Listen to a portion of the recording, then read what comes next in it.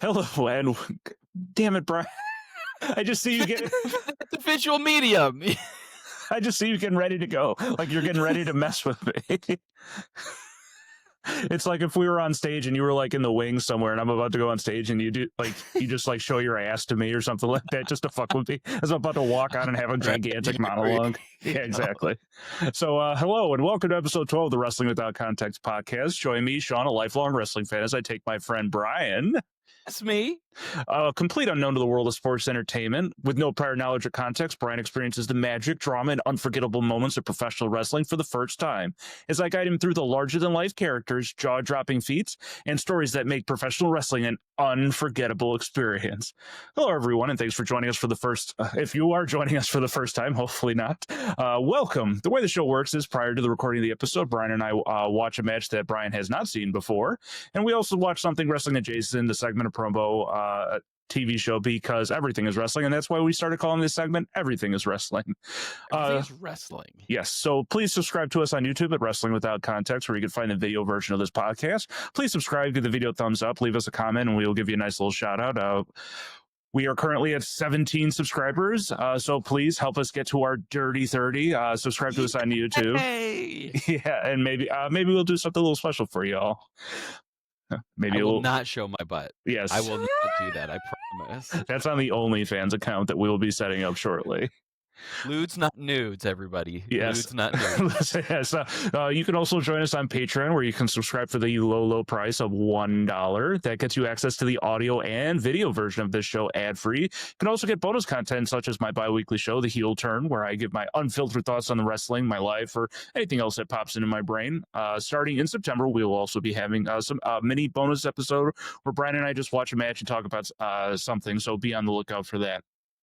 You can also find us on most forms of social media. We're on Twitter at WrestleWOCNTXT. We're on Instagram at Wrestling Without CNTXT. We're on TikTok at Wrestling Without CNTXT.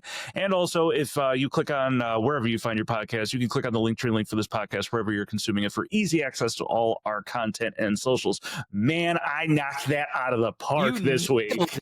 You nailed it. So many CNTXTs. I know. So I may have practiced it before we started. And also, yeah. So I talked about this last week with Brian. I don't know if I talked about it on the show. I had written notes prior to that episode and then forgot them on a separate computer and didn't have access to them. So this is the notes that I'd written for that episode. And I was like, man, I know the notes that I written last week are not as good as this. So this one flowed a lot better. And man, I was raring to go. It was great. Yes. So thank you, everybody, for joining us for episode 12. And 12. Any new shout-outs? Any new shout-outs to people? No, we're not at that point where people like to comment. We're getting people comment. We'll shout out to you. We promise. Yes, I know. People at work found out I had a podcast because what was it? It's opened his big mouth. Yeah, well, I did. So we are working on a podcast. Someone was working on a podcast for the department, and it took a while for it to come out. And I was like, I edit these shows every 2 weeks, so I'm like, I don't understand what they were working on. So I'm sure they're not going to listen to this podcast, so they can't hear me talking about it. So yeah, unless they do, well, I guess we'll find out. So last week's show, we watched Battle of Los Angeles 2014. We watched Kyle O'Reilly and Zack Sabre Jr. We also watched a trios match from 2016. So and it's kind of fitting with all this PWG. We're moving into AEW. AEW's Forbidden Door was this past weekend. We were actually recording this episode a week after we had done the PWG episode. So that was nice. We got Tanahashi's last match in England. I have not finished the whole entire show because my life is chaos and I'm only able to do so much. But Brian, how are you? How are the haboobs of Arizona, as I saw on Reddit? Oh my goodness. Yeah, we got a haboob that came through the other week. Totally shut operations down completely, which is good. You never want to fly into a haboob. You always want to fly away from a haboob. I like going face first. Face first into a haboob. Yeah. So for those who don't know, a haboob is a big old dust storm that just like has this dome of dust and it just moves through, and it's crazy. I like how you Brian, explain a dust storm. It's a storm of dust. It's a storm of dust. Yeah, I It's a know. big old dome.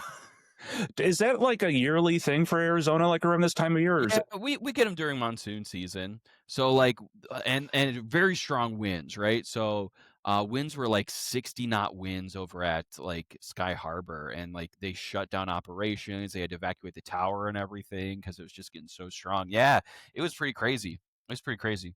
You'd think when you And see in my brain, you say monsoon, I think water. I think it would pack down this. we get a lot of thunderstorms during this time. So like this is our monsoon season. We get a lot of like just random thunderstorms that pop up around the valley. So the valley is like mountains on all sides. So like there's a lot of like lifting action that happens there too. So. Yeah, when I went to Las Vegas for the first time, I was surprised about the mountainous area, like going through Arizona and Nevada. Mm-hmm. I mean, we come from Iowa, from very flat yeah, to lane, flat and as to a be tortilla. honest, like I say these are mountains out here. Like these are mountains. People from Colorado, they come down. They're like, these aren't mountains. You guys don't even know what mountains are. Yeah, I'm sorry, we're not all mountain privileged. Well, I'm glad you're safe. We're safe. We're safe. Yeah. Had to cancel a lot of flights last week, though. Yeah. Did you do anything with your canceled flight time? Nope. No. You just sat home wishing you were out there flying. I did it. Yep. I had to sit and just wait till the time of the flight and be like, "Yep, we can't go fly today." Oh man, that stinks. It's like flight in 2 hours. Let's cancel. Oh, I have to wait till then. Oh, okay. Let me wait for 2 more hours, and then I can cancel it then, right? Yeah. Okay. Cool. Great. yeah, it's like a baseball game where they're waiting it out to see if the storm will pass or something like that. It's like, just call it. Like, come on, we know. Yep. Like, we all know. So yeah, didn't do much with my time. Yeah, exactly. Didn't do it. What was it? I hurried up and waited. You don't bring a book with you. You don't bring a laptop or something. Playing Flight Simulator. Just I'm really playing Microsoft Flight Simulator. I play those games and I'm like, I have no idea. I just, especially like back when I was younger, I was like just hitting buttons, not knowing what anything did inside the plane. What are these flaps do? My wings aren't moving up and down. I'm just gonna crash it again. Oh man. Well, that's what people were worried about with the new Flight Simulator because like they like take from Google Earth, so it's like, so it's like, I think someone flew over I was about to say Jeffrey Epstein Island. It's like, and down below is Epstein Island. I think they had to block it out at one point. Oh wow! Exactly, because people use the internet and video games for good. Of course they do. Yeah. So let's move into this episode. So this week we watched, in honor of football season, we watched the very first timeout. Timeout. I was going to ask you what you did this week, but we can go back. Yeah. Okay. I mean, I didn't really do anything like that. That was sort of the thing. Like I kind of talked about, because like I really don't have a ton to talk about, like because we were just basically like going through the moving stuff. Yeah, like that was an emotional toll. So okay, yeah, then we're okay to move on. Okay, great. I'm leaving all that in. Because I thought you were doing just blew my nose during this whole thing too. I know. So for those of you that are listening at home, Brian did the timeout sign, and sometimes that, more often than not, that means either Brian has to go to the bathroom or Brian needs to ask a question that you'll hear a weird edit coming through that I'll need to then remember of how I transition to that, which is very very editable. But Brian, as I said, football. Brian does the timeout symbol, so I'm like, is this a football thing? Is this you going? Thing. Yeah, exactly. Because we're going to talk about a lot of football in this episode. Yeah, welcome to Football Without Context, everybody. Exactly. So we watched the Stadium Stampede. This happened at Double or Nothing 2020. I'll say we're right before. So as I remember the pandemic, so St. Patrick's Day happens, and then everything shuts down, especially in Illinois. And then we go into June and July, and everything starts to open back up again. Everyone's like, oh, this is all great. So this happens just before that, but then cases start to spike again. So it's, I won't say height, but it's like, we're kind of in the beginning, but like in a very weird spot where we're trying to figure stuff out as we'll talk about. So this show happened in May of 2020. It actually happened May 29th, 2025, as I wrote it in a weird spot in my notes. This match featured the Inner Circle, which was Chris Jericho, Jake Hager, Santana, Ortiz. I'm not sure if they're Proud and Powerful. They're also known as LAX. They're a tag team, and then Sammy Guevara, and they faced the Elite, Kenny Omega, the Young Bucks, and Adam Page, and we're also accompanied by Broken Matt Hardy. So all the members weren't fully members of each group. Like they were a group, and then they brought other people in to help out, or the Inner like Circle were a complete group. They form on the very first episode of Dynamite. So Jericho is world champion, and now he's developing his group that he eventually calls the Inner Circle. The Elites had been together for a while, but Matt Hardy is not technically a part of the Elite, but was like part of like the storyline basically, because he had just debuted a couple months prior to this. Matt Hardy was the guy with the coat, with the jacket. Yes, and he is he was actually in our very first episode. He was part of the Hardy Boys. Okay. Yes, he was the one that didn't jump off the ladder at the end. Oh, okay. Yes. So just to give you, Brian, a little bit of context. So AEW starts in 2019 of this year. They have their first, I say 2019 of this year, of that year. It starts in May. Year of our Lord, right? It's year of our Lord. Every year of the Lord. Yes. Every year. So of course they do Double or Nothing. They do Fyter Fest, and then they start their own TV show on Dynamite, called Dynamite, October 2019, and that's where we start to lay the seeds of the Inner Circle versus the Elite. So that's so AEW wasn't around before 2019. No, they get announced January of 2019. It was a perfect storm. They do All In 2018. Tony Khan, who is the son of the owner of the Jacksonville Jaguars. Oh, look at that. Exactly. Loves wrestling. He's loved wrestling all his life. And he comes to the Elite. So Kenny, the Young Bucks, Cody Rhodes, who wasn't in this match, he's like, hey, do you want to start a company? So they all get EVP roles, and they start up this company basically. Okay. So it starts in 2019. They're going all the way into 2020. Revolution, a show that I was at in Chicago with our good friend Justin, and then in March, everything shuts down because of COVID. So they're now trying to figure out. So they eventually start filming some matches inside of a enclosed space with no fans. Basically, they try throwing wrestlers into the audience, but it's kind of a little awkward. It's like, why are they cheering? Why are they there? Other wrestlers, because like you don't know who aren't part of the match. So there have been empty, unless they are part of the match, and it's a surprise now. No, it's definitely. It's like, oh, I'm part of it. There was a good point where another wrestler's name's MJF was betting on the matches on camera in front. Amazing. Yeah, so like you just see them like throwing out money and stuff like that.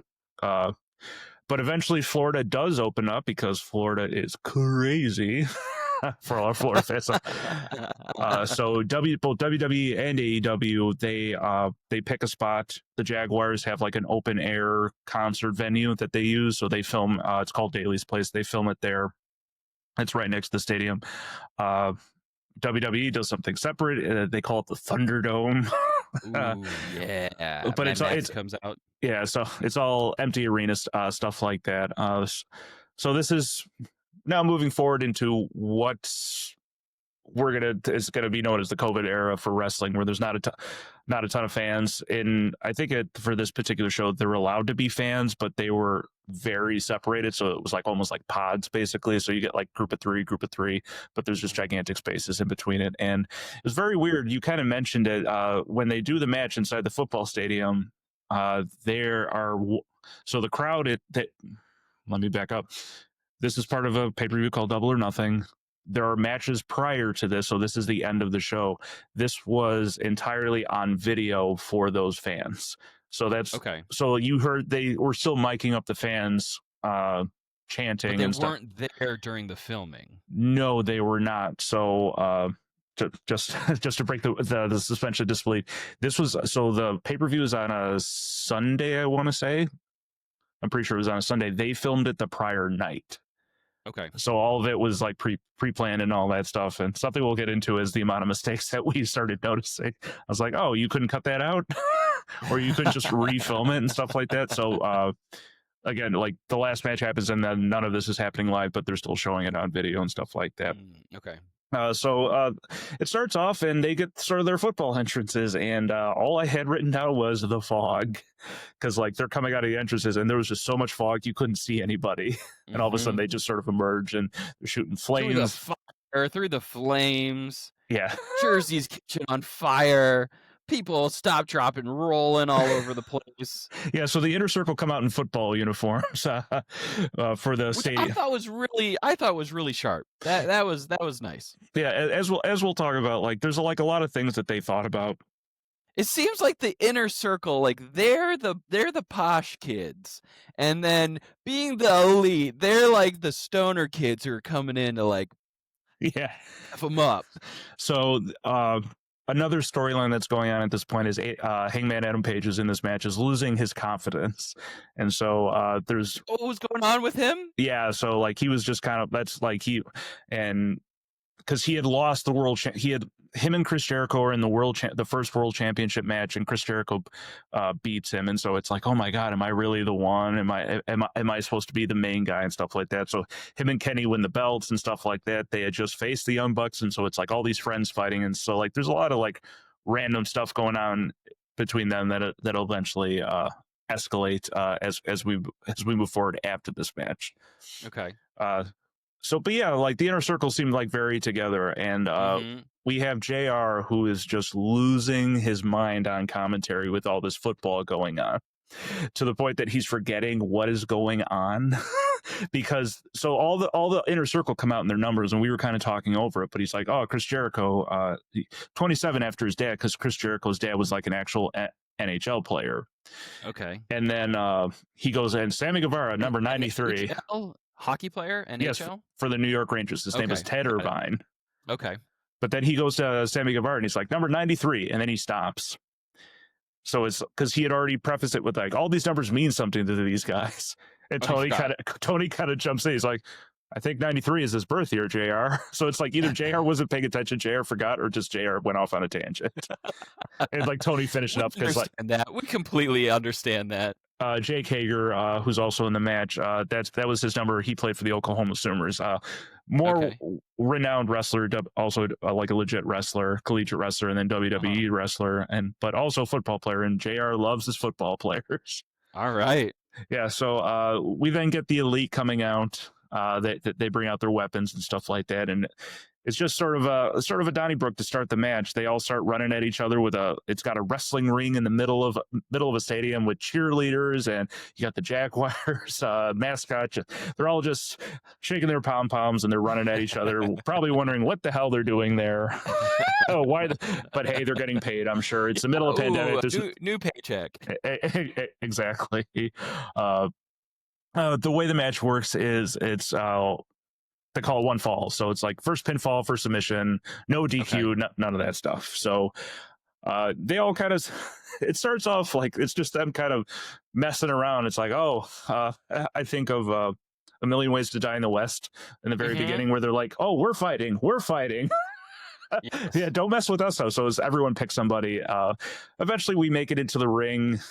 They try and do some wrestling moves, but then Sammy Guevara ends up sort of separated, and then who comes in but Adam Page on a horse? Yeah, Adam Page. So for the previous pay-per-view, All Out, or not All Out, when Adam Page came out against Chris Jericho, he did come out with a horse, and so there had been some prior use of that damn horse, and he tries to chase Sammy down, and something that we didn't see, but what was now becoming a bit was prior to everything shutting down, Matt Hardy, Kenny, Chris Jericho, and Sammy Guevara had a no DQ match around Daly's Place or something, and at one point, a no DQ. Where are you going to get your Dairy Queen? Yeah, I know. No blizzards in that match.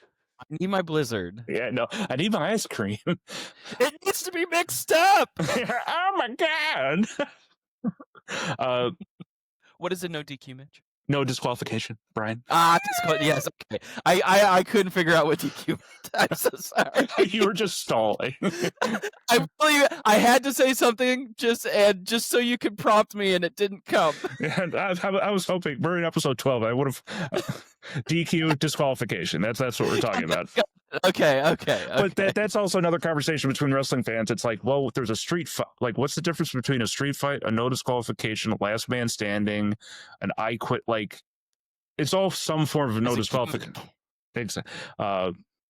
So the bit, going back to the bit, Sammy is like at the end of a hall, and all of a sudden you see Matt Hardy driving a golf cart, and Kenny is leaning out with a baseball bat, pointing at Sammy, going, "I'm going to get you." I'll send you the photo when we're done. It's a very famous photo. So they fall back to that multiple times in this match. So now Sammy's getting chased by a damn horse. Amazing. Yeah, and Adam Page pretty good on that horse. He seemed comfortable on that horse. Yeah, definitely ridden that horse before. We go back to more wrestling in the ring, and that's sort of a thing. This borders on. I mean, it technically is. They call them cinematic matches, where it's pre-filmed, and obviously there's camera cuts and stuff like that. And I mean, how did you feel about that as we were going through it? That it wasn't like live in front of a crowd, and it felt more like, did it feel staged to you? Yes, it did, but not in like a polished like Hollywood type of fight, right? Like it did feel like there was concrete beats, and this is what we're gonna do, and this is what's gonna happen, but like it still felt a little raw. You know what I mean? Yeah, I'm sure that was the balancing act they had to find, because they obviously like went around that stadium and went, "What can we do?" Yeah. What was it? Like, oh, we have this bar. We can do something in here. Oh, we can jump off this. Like, we joked about that. It's like, this match is turning into, what can I jump off of? Yes. And I mean, things were like preset, like there's everything in its place, and you're like, okay, yes, this is where they're going next and everything. Yes. So as we keep going through, like, I want to talk a little bit about Broken Matt Hardy.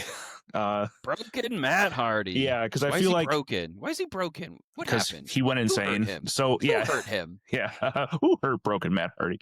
The wrestling world hurt Broken Matt Hardy. So Matt Hardy, he's in another company called TNA, and he develops this sort of alternate persona called Broken Matt Hardy, where he's what happened to his brother?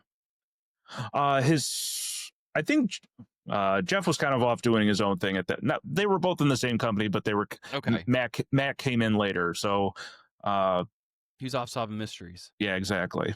The Hardy, those damn Hardy boys wouldn't have got away with it too. True. Yeah, Nancy Drew. Like you said, he was in like a wizard outfit and stuff like that. You looked like a wizard. I know, got that crazy hair. So like we kind of already discussed it, the crowd noise, and we start to hear like it just felt weird, like just hearing. There's chanting going on. There was cheer. I was like, I couldn't tell if it was if the cheerleaders were having to like, because it could have been the crew and stuff, just everybody chanting. You don't realize how important, like, as much as they annoy me sometimes, how important a wrestling crowd is to a show until you don't have. Completely right. Like, let's talk back like when we were doing Rockstar back in college, right? You needed the people in the audience to be excited that you're there. Otherwise, you're flat and you hate yourself. Yes, I don't know like where. So for those of you at home that don't know what we're talking about, Rockstar is basically like lip sync battle. Way before lip sync battle ever happened. So it was like an acting exercise where you needed to make big decisions and stuff like that. But I don't know, like, if Steve had thought of that, our instructor, if Steve had thought of that, if that was a thing prior. But like, as soon as lip sync battle happened, I was like, oh, this is Rockstar all over again. Yeah, exactly. Jimmy Fallon stole it. Those should be my millions. But yeah, you definitely need to feed off somebody. If you're just doing it like in a void, it's nothing. Yeah. So The Rock and Mankind in the late 90s did, I think it was called Halftime Heat, where like the Super Bowl's happening, so they put a match on USA, but it was called an empty arena match. And I think Jerry Lawler and Terry Funk, who are two wrestlers you don't know, but they had done it prior.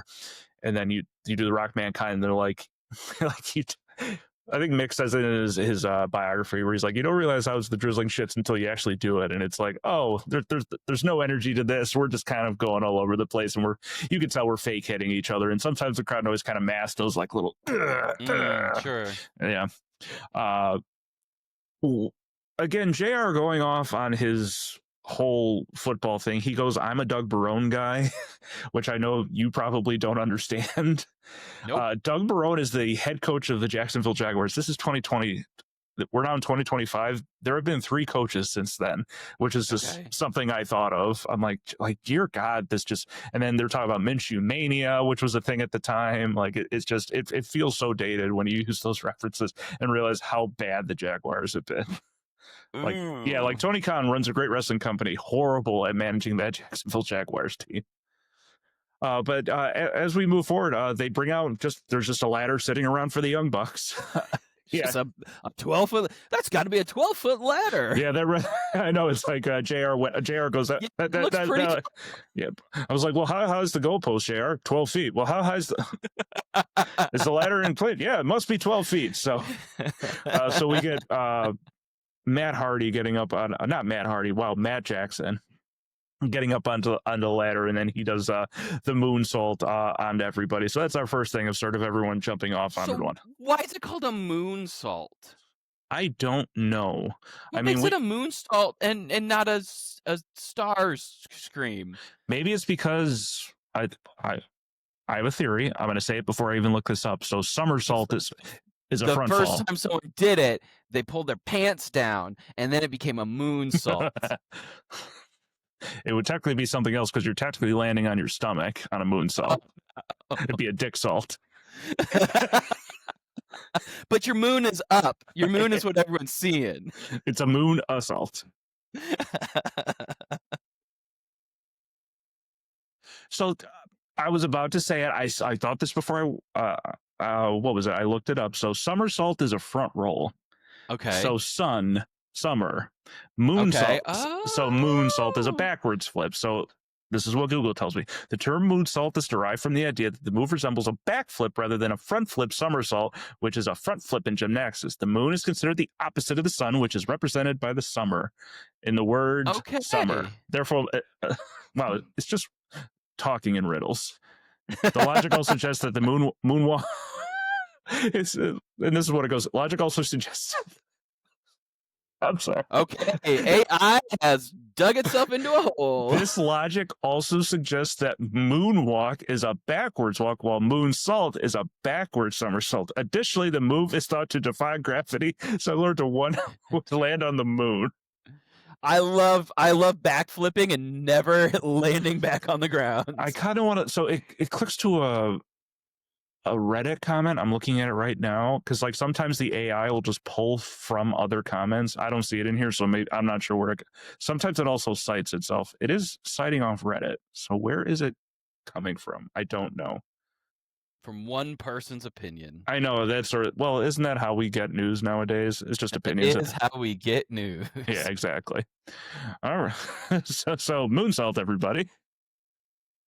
Take it with a grain of salt. Yeah, so they start going in the stands, and we start getting our football and our sports puns. They puns, not I don't know what was I wasn't sure I enunciated puns correctly. They're finding out like, oh, it's a hockey fight in an NFL stadium in a football. It's like, oh, Jesus Christ! Like we're just gonna get them all. We're gonna get the timeouts. We're gonna get the red flags. Yeah, we are. We're gonna get split the uprights. All this sort of stuff. Yeah, we got Omega and Ortiz ending up in the stands, and it just sort of made me think of like odd places for wrestling matches. And so like this is obviously happening in a football stadium. Matches have happened inside of a stadium, but maybe never gone fully into the crowd or actually partake. And it made me think something. Maybe I'll show you down the line. There's a company called DDT in Japan that do very odd stuff, and they had an entire show at a water park. Yes. I was just gonna ask. I was like, okay, if you could do a wrestling match, where would you want it set at? Like in a hot air balloon. Like where would you set a wrestling match? Yeah, I'm trying to think of like odd. I like odd settings of like you put a ring and like so. Another thing I thought of is when they do stuff in baseball stadiums, which I think is kind of cool because it's not just the normal arena. You got like the different sort of visuals around it. And I think I've talked about I think it's Dragon Gate who do the show where it's got like stained glass, these big stained glass windows behind them. It looks awesome. But you ready for your nightmare? Yeah. What's my nightmare? Wrestling match at Lollapalooza. Oh Jesus! But see that's just It'd be so good. You start getting some of the headliners to participate in it a little bit. Oh man, it'd be so cool. but that's just wrestling in front of a crowd, basically. Like I want wrestling in a castle or something like Yeah, that. but you got all these different stages that you could travel to, and I'm sorry, Brian. I'm just not digging it. oh, fine. How about on the L? Yeah. Oh no, they do. Oh, that's another thing. They do wrestling matches on trains. It's hilarious. I don't know if Yes, please. I don't know if the participants know it's going to happen, but he actually came out. I'm proud of him. Minoru Suzuki. Okay. Yeah, so he came out at the wrestling show, the one wrestling show you've been to. He's I see it on Reddit all the time. It's there's one where like he was wearing a conductor hat. He's like saying the announcements, and then he goes and puts a guy in a chokehold, basically, like continues the match. So he's living his best life. But like the water park one, like they're like someone's sitting at the bottom of it, and then someone jumps in the water slide, and then like as they shoot out of the water slide, drop kick him, or he's got him in like a headlock the whole way down and stuff like that. So fun stuff. Maybe something we can do trampoline park. A trampoline park would be amazing. Yeah. Trying to like a discover like we talked about, they did the hardcore badge at like a Chuck E. Cheese, basically, but like doing something like a ball pit or something like that. Yes. Done. Yeah. All right. Done. Who do we got to talk to? Who do we got to talk to? Yeah. Who do we got to talk to about this? And then it kind of cuts back to Hangman, who's just wandering around the stadium with his horse and his tag belt, and what does he find? He finds the bar. So he is I forgot what they were calling him at this time, like drunk millennial cowboy is what they were calling him at this point. Awesome. So and then it magically just cuts up to broken Matt Hardy going against Santana Ortiz and Kenny Omega. Yes. And then we got the very fun back and forth. Ortiz gets thrown onto a trash bin, and I called it a trash bin. It's a recycling bin. Yeah, Excalibur calls it the recycling bin, and Tony Schiavone says, no, it had a blue top. It is a recycling bin. And then we got every day is Earth Day. And then I forgot who's wearing 51. It's got to be Santana, or it's Ortiz. I want to say it's Santana. But JR cannot help himself and throws it like, oh, I know who 51 is. It's Dick Butkus, who is a football player from the 60s. He's like, oh, yeah, Dick Butkus, one of the best linebackers ever. And it's like, JR, there's a match going on right now. Like, can you hold it together? Now, let's listen to my trivia. Exactly. So they're throwing each other into sort of everything. There's guardrails everywhere, the metal guardrails. Oh, the metal guardrail. That was kind of brutal. Yeah, so Kenny sets it up. Kevin Owens has this good bit where Kevin Owens is a wrestler. He wrestled in PWGs, knows Kevin Owens now. He was on a podcast where he's like, I always set up, he calls them his mechanizations, where he'll set up like a bunch of chairs, or he'll set up a table, and inevitably as the heel, he'll get thrown into it. And he's like, I always fall victim to my own. Yeah, exactly. So Kenny does the same thing. He sets up a guardrail on top of two high top tables. Mm-hmm. And something, I don't know if you noticed, it happens with ladders, but it happened with this. You had two refs that were holding everything up. Holding the yeah, yep. Does that break your suspension of disbelief with it? A little bit. But not enough to. I forgot what I just saw, but like I saw like it was that like was like that platform in the middle of the stands, and it had like a blue tie down across the whole thing to like keep it in place. Yeah. That one broke my suspension, because I was like, you planted that right there. Exactly. I want to say it's a photo I recently saw or something, but it was like someone had set up a bunch of tables and a bunch of ladders. I don't know if it was AEW, but then there's like four refs, and they're like all holding a piece of something to make sure. I'm like, maybe like if you can't set everything up, like maybe either one, get a better ladder, or two, maybe don't do it if you need like all these. Because like they always say, they're only there to count three and make sure they don't die, apparently. Health and safety, yikes. Snore. So they get Kenny up onto the tables, and Santana Ortiz powerbomb Kenny through the guardrail, and then they turn their attention to Matt Hardy, and we get the pool bit, which We get the pool bit. Yes, which Brian was very confused by. So Yeah. they Is this a recurring thing? No, it's not. It's just something that they did for this. It was a bit. Also, there's a pool at that stadium? Yeah, I mean, it's the new thing now. Like, they got that big plexiglass thing so you can't fall out of it, because they got like I forget what they call them, like zero gravity pools or something like that, where like they're at the top of buildings and like the edge is just like right where the water line is. I'm like, nope. So they have that big plexiglass. So they throw Matt Hardy in, and we get Santana to jump in, and then Ortiz refuses to jump in because he can't swim. Which I thought was funny. Santana calls him a bendejo and says, "Stop being a bendejo, get in here." So Ortiz very gingerly gets his butt in. I feel they drown him. Yeah. So Matt Hardy, broken Matt Hardy, films stuff around called the Hardy compound, which is his own home in North Carolina. It's this big property, and that's sort of where the broken Matt Hardy character sort of comes from. Is he does sort of like all these bits. He has characters. It's not like it's supposed to be meant like a real thing, but it's like all these like different lore things that he has, like this big lake that's next to his house. And it's some kind of, I don't know as much as I should about Matt Hardy, but it's like a sort of like rejuvenation pool. And sort of that was what they were playing on in this, is that it was water from that pool that somehow made it into there. So when he goes down the first time, he comes up as his first iteration of his character, which was just Matt Hardy. So when we first saw him in 2000, he's wearing like the Hot Topic shirt, basically. So they dump him down again, and it goes into the next iteration of his character, which was Matt V1, Matt version 1, where he would hold up his fingers like this, basically. So V1 or V1. And it was, he would, when he would come out, instead of his nameplate, it would give him this whole graphic, and he would have this thing called Matt Facts in the WWE. And so it was always like, Matt can do 200 push-ups, or Matt can do this. And so for this one, it was like, the thing that popped up on the screen. Yeah, so that was when he pops up in like the nice silk shirt. That is his Matt V1. What I thought was funny is that Ortiz and Santana noticed it. They're like, what happened?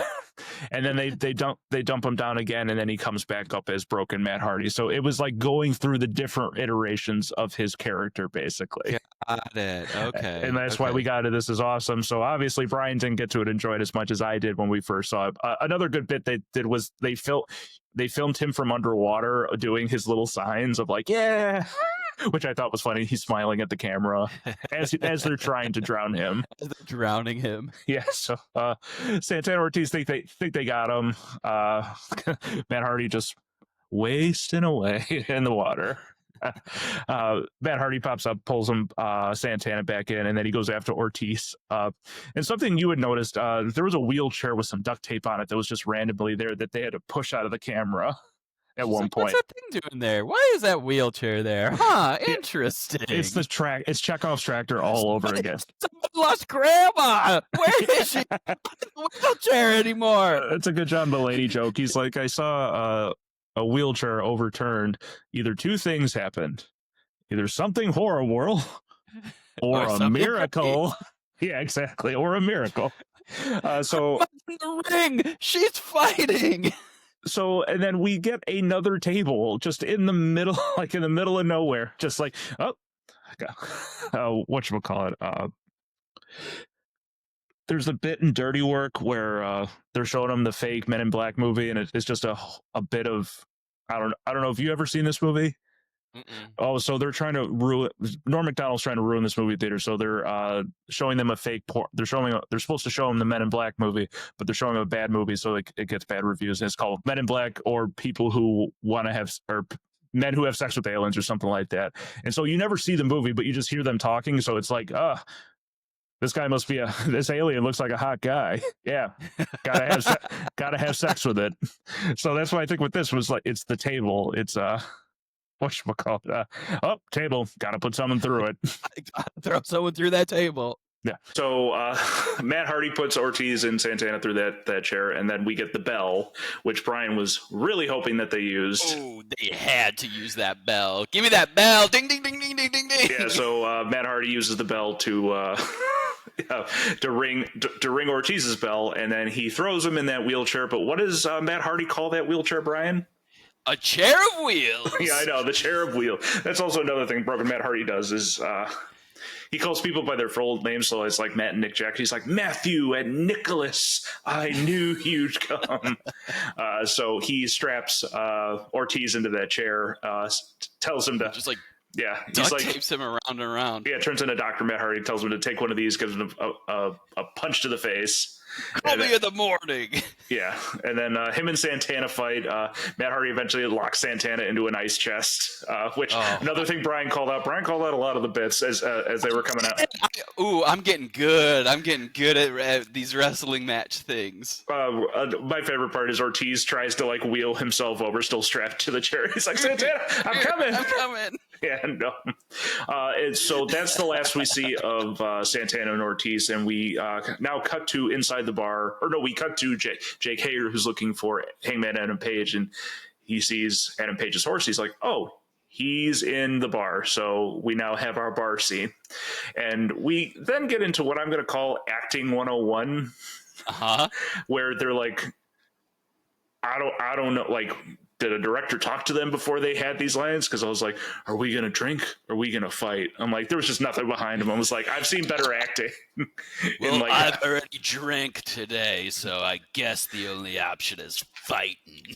Yeah, exactly. Like, it was just like the most minimal effort. It's like they were looking at the lines as they were saying them to one another.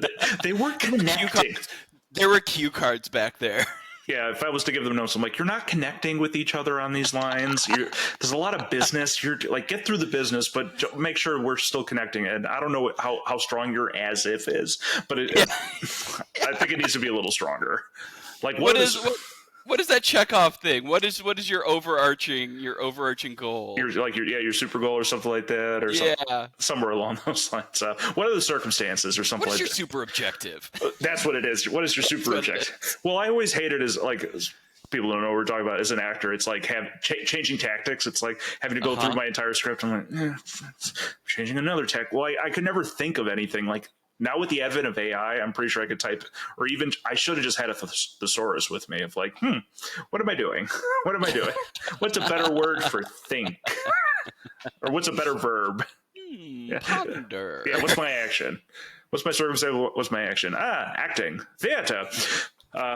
It then turns into the Wild West stunt show inside this bar because there's a lot of I knew it too. It was so good. Yeah, there's a pool table. There's pool cues. Jake Hager. Really, what I was really hoping for was somebody to pick up some of those pool balls and like throw them or something. But that would really hurt. Yeah, I was gonna say, Brian.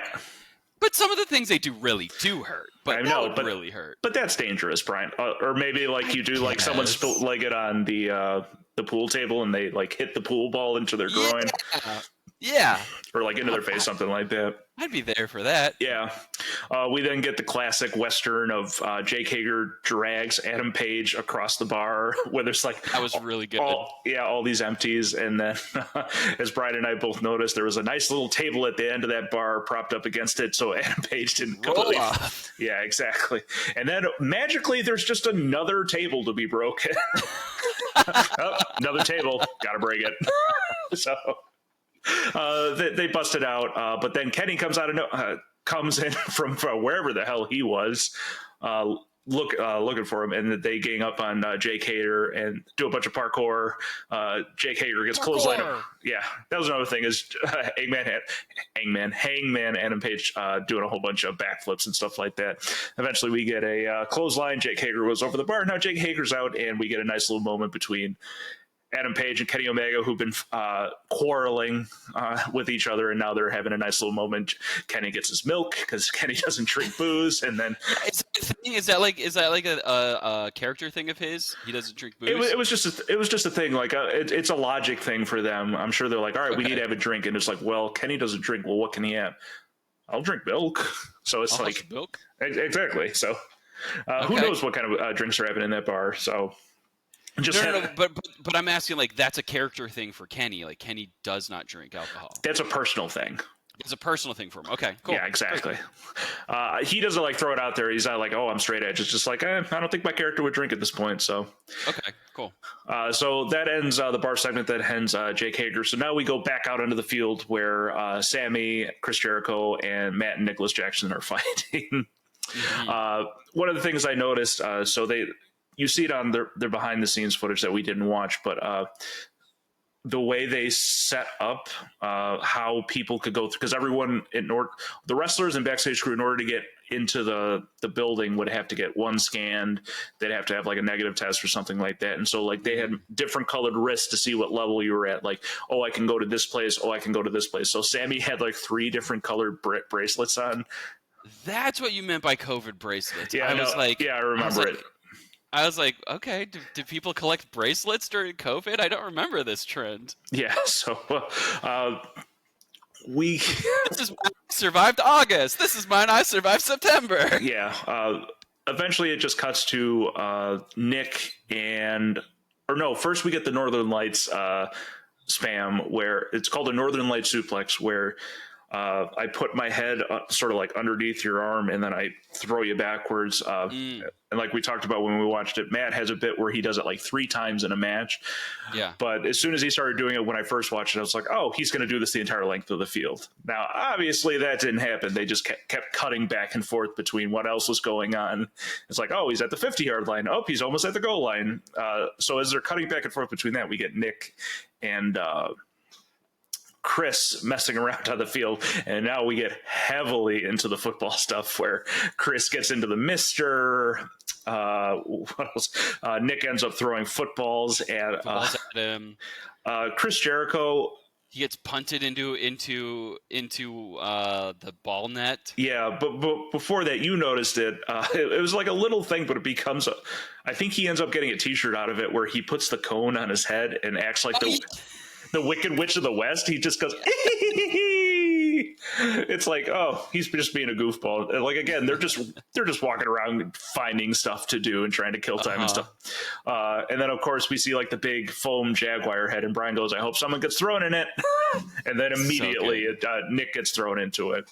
And then we get Chris Jericho magically in this gigantic, huge stadium, plans it just right, has a bat hidden right at that specific, and pulls it out. Brian thought it was a gun. Oh my god, he's gonna shoot somebody. Yeah, I know. Brian keeps hoping for a gun in one of these matches. Of just, it's the only way to end a wrestling match permanently. It's like Star Wars. Or no, it's not like Star Wars. I was gonna say it's like Indiana Jones. It's like Indiana Jones, where he's up against the guy with the big sword, and he's doing all the flips and the swords. Indiana Jones just comes up and he's like, "Boom." Well, it's just, it's like, I'm like trying to think of the analogy, because in like Star Trek they don't technically have guns; they have phasers. But that it's like, it's still like a sidestep from a gun. But it's like the logic of guns don't apply. It's like, because it's like, well, you can't really kill somebody. Well, yeah, why wouldn't you just bring a gun? Right. That's another good conversation between wrestling fans. Is at what point does it become murder? Like, you're trying to kill somebody. Yeah, you're drowning somebody in a pool. That's murder. It's become a bit on now in AEW where people are getting doused in gasoline and getting threatened to be lit on fire. In wrestling, like not in this particular company, but people's houses have been broken into, houses have been burned down, people have been kidnapped. Like, it's just like those are crimes. I know. At what point do we call the authorities? Like, eventually Matt finishes up his Northern Light suplex and starts dancing. And I know you didn't get it, but we got Matt Jackson dancing as Alex Wright, who's a former wrestler. He was a German wrestler in the mid to late 90s, and he had a dancing gimmick where and Tony Schiavone who's a former WCW announcer, was not pleased with it. And Rick Knox, of celebration. Yeah, Rick Knox gives him an unsportsmanlike conduct for dancing too much. And then what does Matt Jackson do? Just kicks Rick as he normally does. Yeah, super kick. So he runs back over, helps Nick out, and then we get the bit of Jericho stuck on a table, and Nick runs up the stairs and then gets all his momentum going, and eventually just I would have biffed it going down those stairs. Like, I just would have Yeah, and then doing the Family Guy. But no, man, Nick plants the landing and then jumps off and splashes Jericho through the table, and that's the last we see of Chris Jericho. Well, there's the challenge. Where's the challenge? Oh coming yeah, to we completely forgot about that. So there came a point where Chris Jericho tried to pin Nick Jackson, and the ref counts 1, 2, and he kicks out. Yeah, he thinks it's a 3, and he's like, no, and he throws out like a coach, like a red flag, basically, of like, I challenge the play, and so him and Aubrey Edwards run into Who is she? She seems important. She is. She's not like the very first female ref. She's just. As we move forward and gotten more progressive, she basically becomes like Chris Jericho's personal ref. Like she refed the main event and stuff like that. Okay. And as we have now moved forward, like I won't say she, like her specifically, or Trailblazer, but we're now seeing a lot more female refs and stuff like that. So, which was not common even in 2019. So, okay. But no, she's very good and stuff like that. She has a dance background and stuff like that. And so she runs into the booth. Her and Chris Jericho have a nice little Looney Tunes moment of fighting behind the booth, and eventually, he ran in and he like zipped it up, and I was like, "What's gonna happen?" Ooh la la! But no, they run out, and she goes, "No, it was 2." They show multiple instant replays, and she goes, "The match continues." And I think does he say she's a shit ref or something like that? Yeah, he like yells at her, but then it goes into the Nick Jackson running up the stairs bit. Yes. So we lose Chris Jericho, and now Sammy, who is now seemingly waking up and gets, I don't know if it was intentional, gets a sprinkler to the junk as it pops up from the ground. That's right. And he's just like, "Oh, I won." And then what do we? Last one standing. Yeah, exactly. And then we hear the revving of an engine, and what come back but the golf cart. So they try and recreate that moment of like, "Oh no, now Sammy's going to get run down again." And my favorite bit of that is Bryce Rensburg, the other ref, running behind him in full sprint, trying to catch up. Like, I got a pin. I got to keep up with it. And we get to the last moments of the match where Sammy runs up magically to the stage where the last underneath a crash pad, basically, where Kenny catches him and does the one-winged angel. And as Brian asked during the watch along, he was like, "Why do they call it a one-winged angel?" Brian, why do you think they call it a one-winged angel? All right, so it's got to be after Sephiroth from Final Fantasy VII, where he comes down on, spoiler alerts to anybody who hasn't played it, he comes down and he kills Aerith. He kills Aerith? Yeah. Oh no. So yes, it is. No. Cut it out. Oh, we can't do this. No, I knew. So I haven't played it all the way through, Brian. It was Aerith back in the original. I'm trying to. There's a good meme of like something bad happens, and then it's the cut of. Sephiroth! No, did Sephiroth do this? It's like everyone's dead or something like that. Oh, it's a snake. It's like this giant snake is like impaled. Yeah, did Sephiroth do this? So yes, Kenny. So is that where it comes from? Yeah, Kenny is a very big video game fan and stuff like that. Nice. They've used his likeness for Street Fighter. He's doing Street Fighter promotions as we speak, where he's dressing for up as movie. No, for the new video. I think it's 6 or 7 that's coming out or something like that. I think 6 just came out. Yeah. Okay. But yeah, he eventually starts. His theme music when he was in New Japan and now is very like the Sephiroth theme, basically. And I think even I can't pronounce his name, Nubeo Uematsu. Is that how he does his newest theme music right now? That's so awesome. Yeah, I'll send it to you. It's really cool and stuff like that. So we get this one-winged angel, which is very high. It's basically off the top of a tunnel onto a gigantic crash. Really high. Yeah, it's one of their bigger moments, but they got like very thin plywood and then that little crash pad at the bottom of it. I didn't notice. Was there a crash pad underneath it? It was like covered up by tarps and basically, okay, so cool. There was some kind of cushion or something along those lines. And so Kenny eventually gets the win, and the Elite come out of the very first Stadium Stampede. And what happened? Something I didn't mention when we first started the match. Instead of ringing a bell to start the match, we had the ref blow the whistle. And so when I didn't even notice. So when Aubrey finishes the matches and counts to 3, she then blows the whistle as if the game is now over. Okay. And something else I noticed, all the refs had the yellow flag basically. So in this, because I'm sure someone, well, she's gonna be the only one that uses it, or Rick's gonna be the only one that uses it. Yeah, but it'd be funny if they all had it just in case they all needed to use it, just in case something happens. Yeah, so someone thought of that. And then what happens when you win a big football game, Brian? Got fireworks and a Gatorade bath. So they throw a Gatorade on. Yeah. So that finishes up the very first Stadium Stampede. So like I said, it wasn't other ones. We could talk about it. I want to get your thoughts on this Stadium Stampede. Okay. What did you think? If they do more than this, what did you think about the match, Brian? Oh, I liked it. It was good. It was really entertaining. I really liked it. Yeah, Brian. And now we're back in kind of that more cinematic wrestling, which we think maybe might be my jam. Exactly. Brian loves movies, so maybe we get more cinematic and and like this is always something Justin would say, but like this came like straight out of a movie brain. Yeah, he calls it Sean Brain to me, Justin Brain, but I think he calls himself Movie Brain.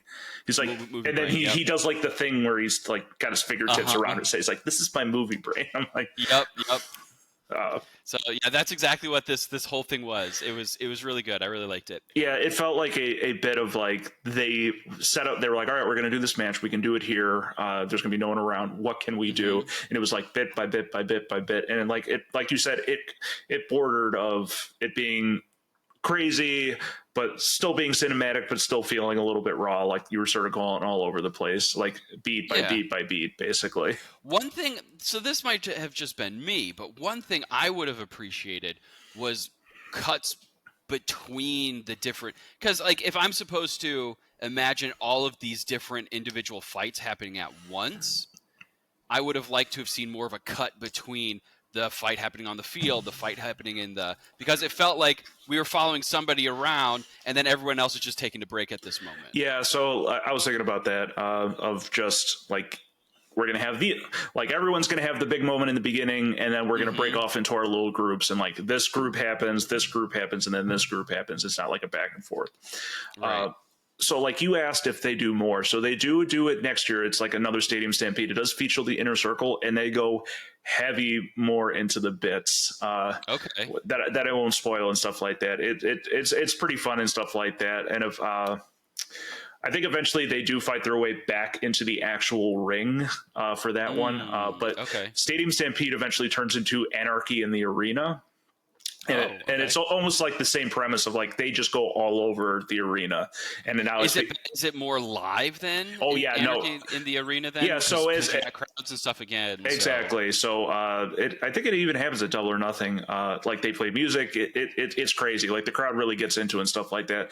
And something they do for that because it's all live and you can't really cut between things. Sometimes I think for this particular one, they tried a 4-camera box basically. So like to start off the match, it's like, all right, these guys are over here. You get your camera box here. Like and then split screen type of thing. Exactly. Or like if someone's fighting on the main screen, they'll give you like a little box on the bottom of like, because everyone's just fighting and it's like, the cameramen are like, okay, we got to grab this. And sometimes, I mean, if you're there live, you're going to see it, but sometimes it kind of sucks because someone will do something great and you'll hear the girl go, oh, and the camera misses it. Like, so hopefully someone caught it on a replay or something like that. Sure. But, so let's talk about Double or Nothing. What are they betting? We've talked about this, Brian. I forgot. Let's pretend like I forgot what the Double or Nothing is. The very first show before they were AEW was called All In. So now they won at All In. So now they got to go Double or Nothing. Double or Nothing it. Okay. And then they go All Out. And then their other big pay-per-view is called Full Gear, which was hilarious. Was a play on.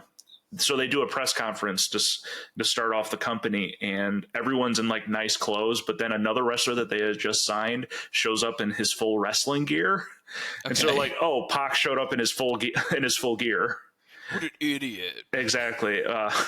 No, like he looks great in it. Like he's like this big, like he's not like a gigantic dude, but he's like nice and buff and cut and stuff like that. And it becomes a bit because he's going to face Adam Page. Adam Page is like in like the behind the scenes stuff. He's like just like everyone's in their normal clothes, and then Adam Page is just like, standing around in his like wrestling tights and like, why are you in your full gear? What, I don't look good? So it becomes a part of his oh God, what do you call it? His persona or something? Nah, persona, his confidence. That's what it is. Okay. Yeah. So they have full gear, and they've since added multiple pay-per-views, but like Double or Nothing, All Out, and Full Gear, like their big Revolution, which was the one before this. So yeah, any final thoughts before we wrap up this match, Brian? No, it was good. Yeah, I really liked it. Was there a big rivalry between the Elite and the Inner Circle? So the whole premise, like this has been going on for 6 months, is the Elite had this mantra of like, we're going to change the world. And so like the Young Bucks and Adam Page and Kenny Omega and Cody Rhodes at this point had all come in, and they booked it this way of like, they all just started losing because they wanted to put over the newer talent that they were bringing in. Like they didn't want to run roughshod because they had those executive vice behind the scenes roles and stuff like that. So they didn't want to make it seem like they were like, well, we're just going to beat everybody and stuff like that. And so it became this confidence thing of like, well, are they actually, it's like the Adam Page thing. Are they the ones that are actually going to change the world? The Inner Circle are like running roughshod over them. So are they actually as good as they're supposed to be and stuff like that? So it was basically this back and forth between them throughout, through the winter and into the pandemic and stuff like that. And I think this is kind of the blow off for like a lot of that basically too. Okay. So that finishes up Stadium Stampede. So we'll now jump into our Everything is Wrestling segment. And so I've talked about this before. I've talked about them before. We watched the very first piece of content that they ever produced for Being the Elite. Being the Elite is a YouTube channel started by the Young Bucks and Kenny Omega, mostly by the Young Bucks. And it starts as them just doing stupid bits that they're posting to YouTube, and then eventually becomes a behind the scenes vlog of the Young Bucks traveling. And then and this was before they were like signed on by any company. So the very first thing that they set up is in 2016. The company doesn't start until 2019. And they don't really start doing the bits until like into 2017, basically. And like how we kind of talked about when we watched Ring of Honor, Pro Wrestling Guerrilla, like it's very hard to have those behind the scenes segments or like tell a story that isn't just straight up wrestling match. And so they kind of use that to sort of hype up their matches and stuff like that. But they also just do a lot of funny shit, as we saw, because I tried seeing if we could watch a full episode. I was like, this is already.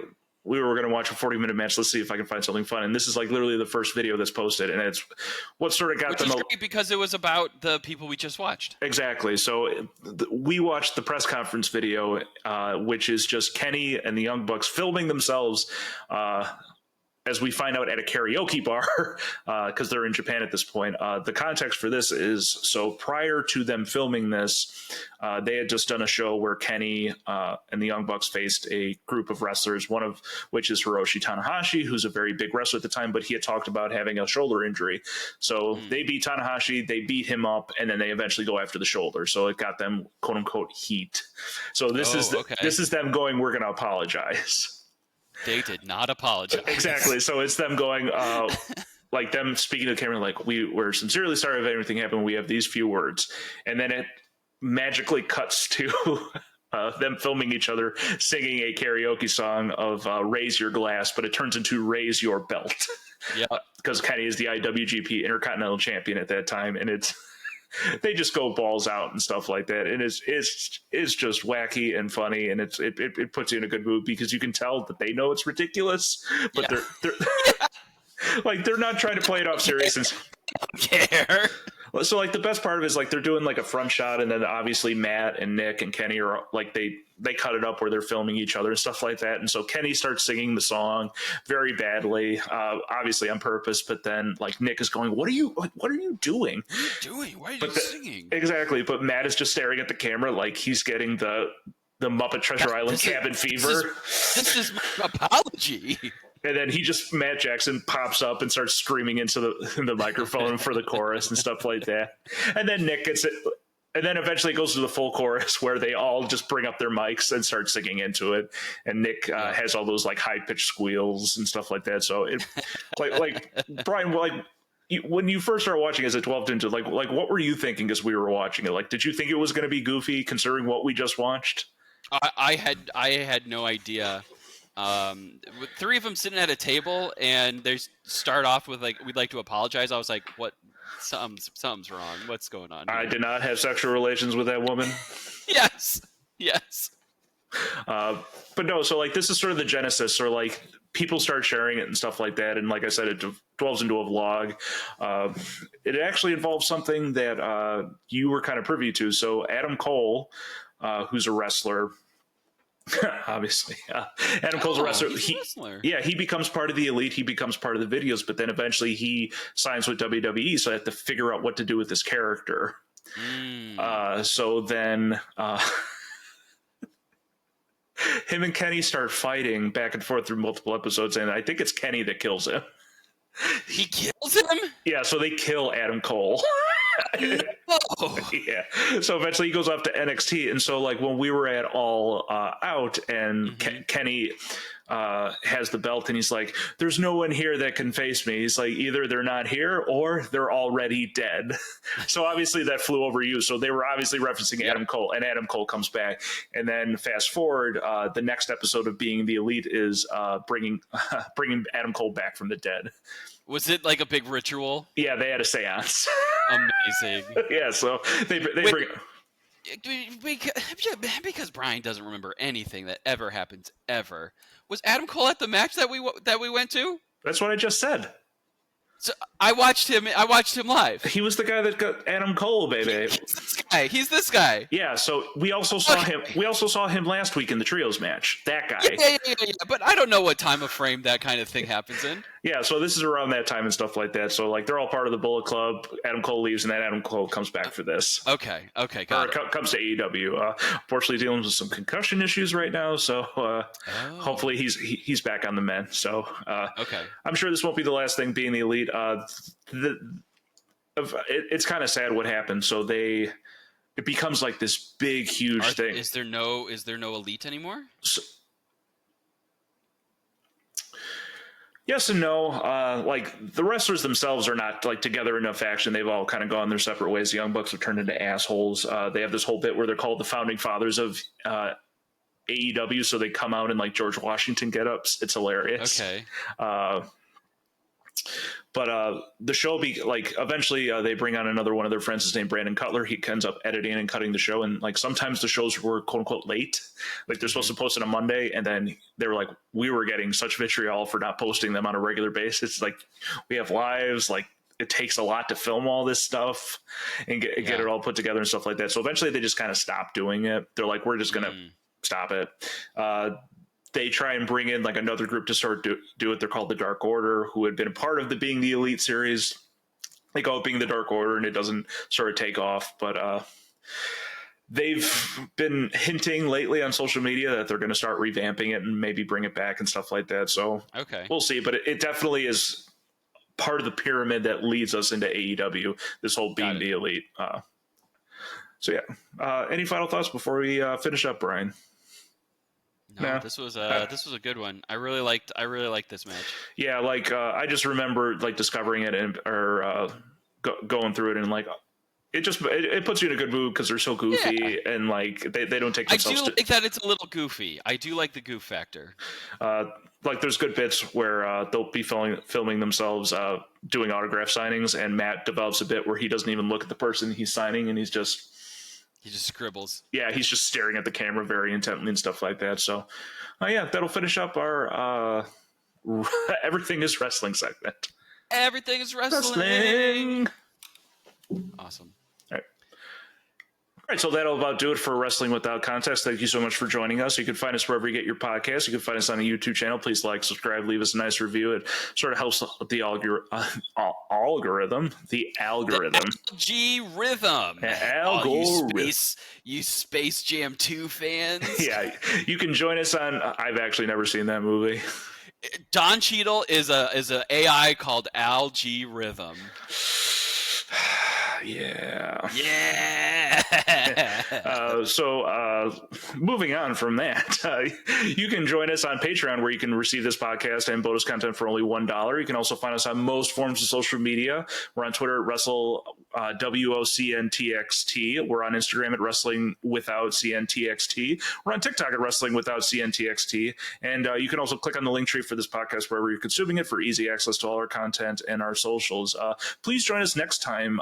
We're into football seasons. I know as we're filming right now, we're about to head into September, but Brian, we're heading into spooky season. It's heading into fall. We're heading into October. So I think it'd be fun for us to explore the supernatural for our next episode. So we're going to watch K-pop Demon Hunters, live stream it, and everybody can watch it with us. It's going to be a sing-along. Yeah, Nothing man, like, spookier than that. I see so much like the random memes and TikToks and stuff like that, and it's like I'm sitting in my dark corner and I see something colorful coming over the horizon that I don't know what it is. I'm like, like everyone's talking about, like, I don't know, whatever. But no, we're going to do something spooky. We're going to watch a match between from the WWF, from the Royal. The WWF, that's like the Worldwide Wildlife Federation. Oh man, we could talk about that next week. Why it is now called WWE when they were originally called the WWF. That's like the Undertaker era. Yes. Oh wow, Brian, you are jumping so far ahead. We're going to watch Yoke. I know some people. Undertaker, Stone Cold Steve Austin. Maybe it's a little bit in my vocabulary a little bit. Yes. So we were going to watch the Royal Rumble match between Yokozuna and the Undertaker. Oh, dang, I know one of those people. Yes, and they are going to face each other in a coffin match. Oh, hold up. Well, who was the first name? Yokozuna. Okay, we're gonna fight some coffins. I like this. There's gonna be vampires in this one. Maybe. So I'll leave Brian to figure out what the hell a coffin match until next time. So anything before we wrap up, Brian? What am I doing right now? I'm reading a new book, Warbreaker by Brandon Sanderson. That's pretty good. Oh, Jesus Christ. I see his books and I get achy.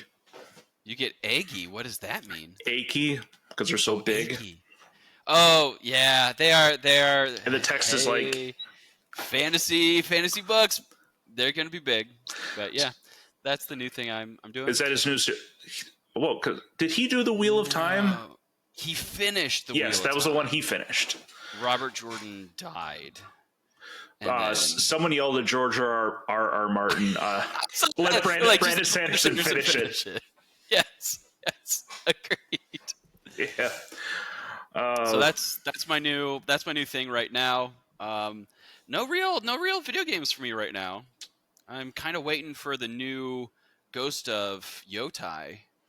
Yeah, that's on my radar. As we talked about before we started recording, I got Metal Gear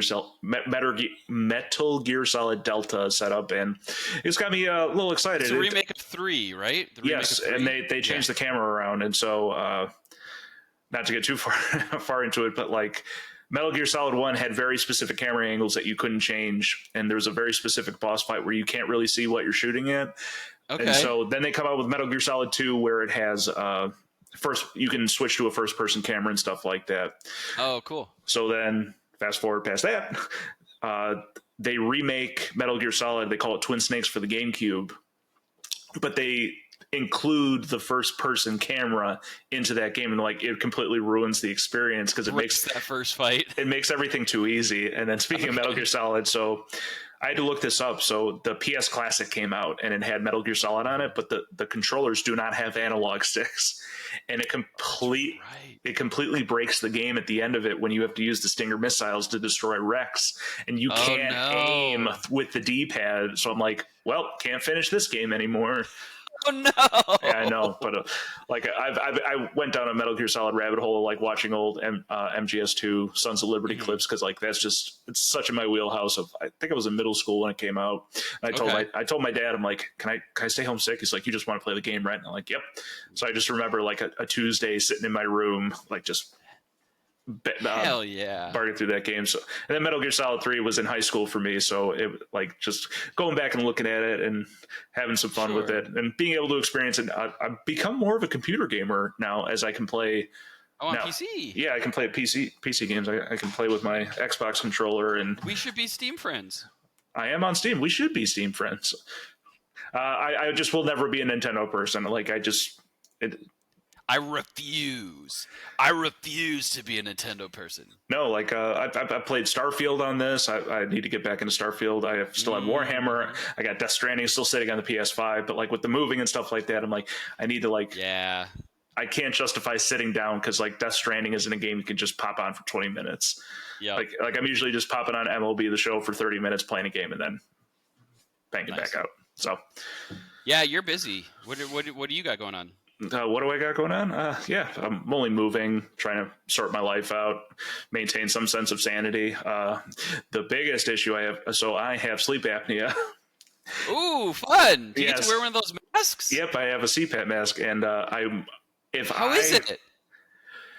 Not fun. I feel like I wouldn't be able to sleep with a Darth Vader mask on my face. You kind of get used to it, but so me and my wife, my wife is Morgan was the one that made me get it. So even before our son was born, she's like, "You snore really badly." Ooh, okay. So she's like, "You got to wear it." So I've been back and forth, and so sometimes like I'll just lay in bed, I'll be on my phone, but I'll fall asleep. Okay. And it becomes this constant battle of her hitting me to wake me up. She's like, "Put on the mask. Put your mask on." Exactly. Put your mask. Put your mask. It's like Will Smith in Independence Day. Yeah. Put your mask back on. That's an order, Marie. So like it's just getting used. Like I've used it, and I feel better when I use it. But it's just like good. But as I found out, I have a deviated septum up my right side, which causes most of my snoring. It was just funny because I have been punched in that nose as part of my job. Then I tried to get like one of those mouth guards because I didn't like the mask. But the mouth guard wasn't really working because they didn't really fix my nose. And they went, "Oh yeah, you have a deviated septum. If you had any trauma on your the right side of your nostril," I'm like, "Huh, I did get punched one time. I guess that was it." So fun times. Well, you gonna get that fixed? We'll find out. But it's like I notice it now. Like I can feel like my right side being tighter and stuff like that. Got it. Yeah. So this has been a pretty long episode, Brian. I think this is probably one of our longest yet. We're awesome. Yeah, I know. And I think it's mostly because I kept notes this time because it only took 12. Because we talked about it. Sometimes it's just us going all over the place. And I was like, oh, no, I finally broke this down beat by beat. So next. Your notes help me. Yeah, exactly. Next week will not be a 40-minute match, but we'll definitely have some fun. So thanks, everybody, for joining us. And join us for episode 13. And we will see you next time. Bye.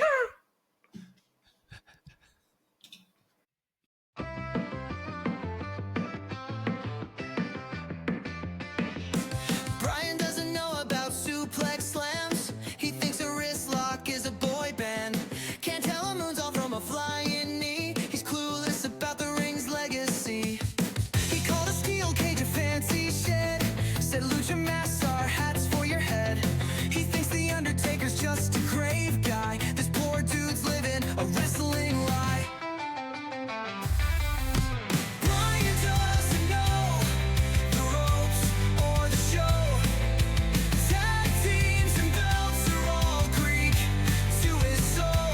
Every finisher he calls a weak spin move. Brian doesn't know he's got nothing to prove.